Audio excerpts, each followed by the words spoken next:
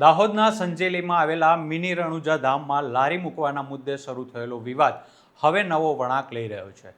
મામલતદાર પર પૈસાની લેતી દેતીના આક્ષેપ કરતો મહિલાનો વિડીયો સોશિયલ મીડિયામાં વાયરલ થયા બાદ ખળભળાટ મચ્યો હતો. જો કે હવે સમગ્ર મામલે આક્ષેપ કરનાર મહિલાએ જ વધુ એક વિડીયો સામે લાવી ખુલાસો કર્યો છે.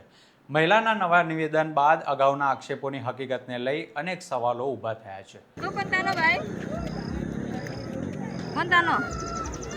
એમ કરે તે ઓળખો એટલે ઓળખો કે નહીં ઓળખો, આ ટેબલ લગાડ્યું તો હું પણ તમારે પૂછવું જોઈએ કે નહીં પૂછવું? હાજર મીટિંગ કરી, મીટિંગમાં ઉદા કયું આવ્યું?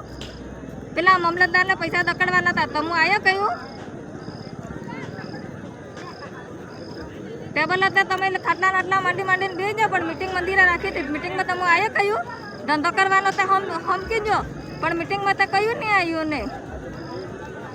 મીટિંગમાં આવો કાંઈક સાંભળો તો તમને ખબર પડે કે હું ચાલે હું નહીં એમ, બરોબર કે? મળતી માહિતી મુજબ મિની રણુજા ધામમાં લારી મૂકવાના મુદ્દે મહિલાનો મામલતદાર સામે આક્ષેપ કરતો વિડીયો સામે આવ્યો હતો. વિડીયોમાં પૈસાની માંગણી અને લેતી દેતીને લઈ ગંભીર વાતો કરવામાં આવી હતી. ત્યારે વિડીયો વાયરલ થતાં મામલો માત્ર સંજેલી પૂરતો સીમિત ન રહેતા વહીવટીતંત્રની કામગીરીને લઈને પણ ચર્ચા શરૂ થઈ હતી. પરંતુ હવે આ કહાનીમાં અચાનક વળાંક આવ્યો છે. અગાઉ મામલતદાર સામે આક્ષેપ કરનાર મહિલાએ હવે પોતાના નિવેદન અંગે ખુલાસો કર્યો છે. નવા વિડીયોમાં મહિલાએ અગાઉની વાતથી અલગ વિગતો રજૂ કરતા મામલો પલટાયો છે. એટલે કે જે આક્ષેપોના આધારે મામલતદાર સામે સવાલો ઊભા થયા હતા એ જ આક્ષેપો અંગે હવે ફરિયાદી મહિલાની વાત બદલાઈ ગઈ છે. મારો વિડીયો વાયરલ થયો હતો, એના વિશે હું વાત કરવા માંગુ છું. મારી જમીનમાં લોકો દુકાન માંડી હતી, એ લોકો એને ધમકાવવા માટે મામલતદારનું નામ ભૂલથી લેવાઈ ગયું હતું અને એના માટે હું માફી માંગુ છું. અને મામલતદાર સાહેબ કોઈ પણ અધિકારી અમારી જોડે રૂપિયા માંગતા નથી, અને જે કોઈ ભૂલ થઈ હોય માફ કરજો. અહીં સવાલ માત્ર એટલો નથી કે મહિલાએ યુટર્ન કેમ લીધો.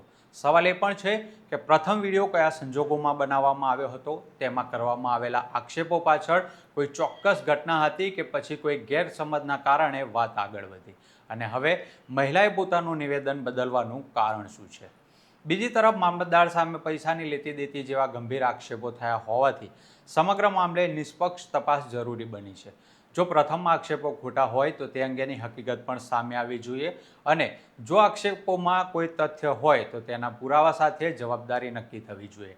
લારી મૂકવાના મુદ્દે શરૂ થયેલો આ વિવાદ હવે સોશિયલ મીડિયામાં વાયરલ થયેલા બે અલગ અલગ નિવેદનો સુધી પહોંચી ગયો છે.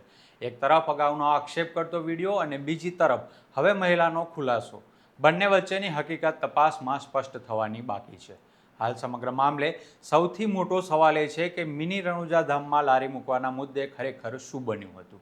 મામલતદાર પર કરાયેલા આક્ષેપો પાછળની હકીકત શું છે અને મહિલાએ પોતાનું નિવેદન કેમ બદલ્યું. હવે આ સમગ્ર પ્રકરણમાં વહીવટી તંત્ર અથવા સંબંધિત સત્તાવાળાઓ તરફથી સત્તાવાર રીતે શું તપાસ થાય છે અને તેમાં શું હકીકત બહાર આવે છે તેના પર સૌની નજર છે. આવા જ મહત્વના સમાચાર માટે જોડાયેલા રહો સ્વમાન ન્યૂઝ સાથે. વિડીયોને લાઇક કરો, શેર કરો અને સ્વમાન ન્યૂઝને સબસ્ક્રાઇબ કરવાનું ભૂલશો નહીં. નમસ્કાર.